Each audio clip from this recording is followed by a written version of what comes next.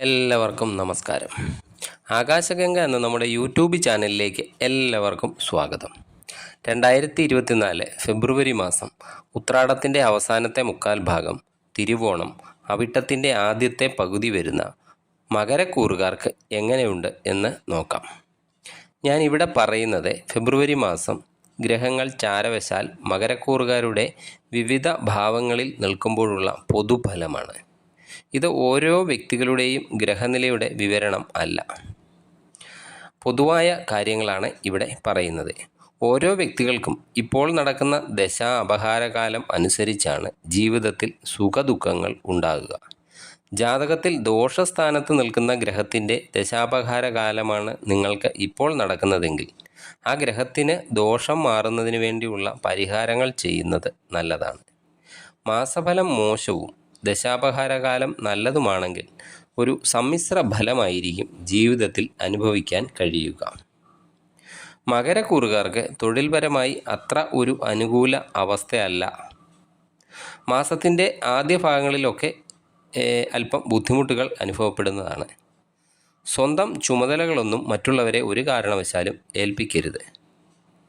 അതുപോലെ ചില അബദ്ധങ്ങളിലൊക്കെ ചെന്ന് ചാടി മേലുദ്യോഗസ്ഥരുടെയൊക്കെ അപ്രീതി സമ്പാദിക്കാനുള്ള സാഹചര്യങ്ങളും നിങ്ങൾക്ക് ഉണ്ടായേക്കാം.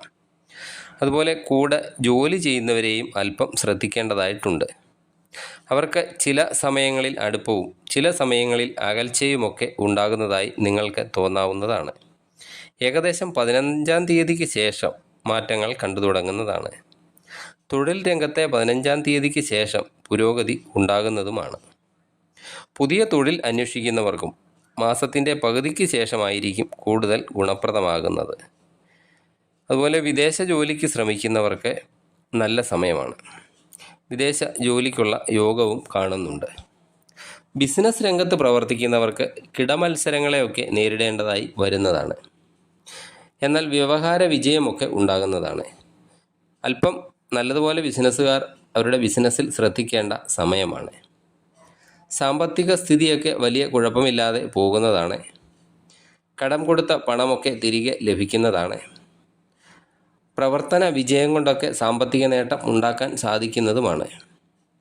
ക്രയവിക്രയങ്ങളിലൊക്കെ സാമ്പത്തിക ലാഭം ഉണ്ടാകുന്നതുമാണ്.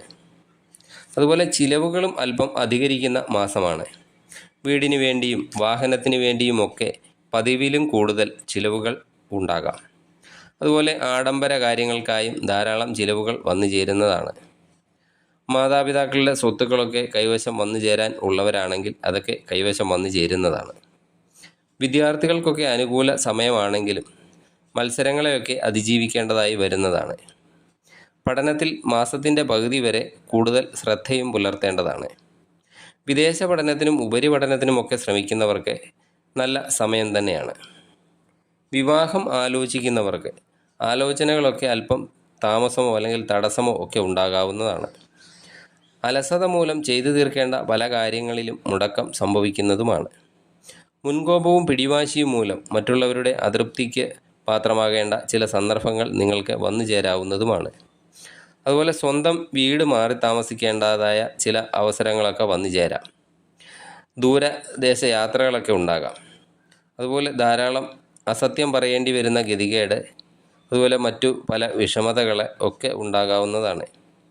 അതുപോലെ ബന്ധുജനങ്ങളിൽ നിന്ന് എന്തെങ്കിലുമൊക്കെ തരത്തിലുള്ള ഉപദ്രവങ്ങളും ഉണ്ടായേക്കാം. മറ്റുള്ളവരെ സഹായിച്ച് നഷ്ടം വരാതെ നോക്കേണ്ടതുമാണ്.